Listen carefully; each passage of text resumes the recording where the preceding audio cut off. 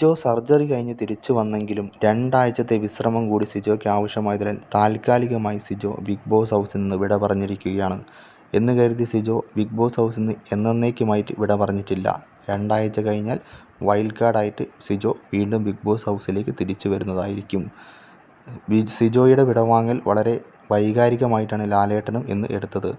സിജോ ആശുപത്രിയിൽ പോയപ്പോൾ അത് അന്വേഷിക്കാതിരുന്നതിന് വീട്ടിലെ എല്ലാവരെയും ലാലേട്ടൻ ചോദ്യം ചെയ്യുകയും മനുഷ്യത്വമില്ലായ്മ കാണിച്ചതിന് ശക്തമായി പ്രതികരിക്കുകയും ലാലേട്ടൻ ഇന്ന് ചെയ്തു.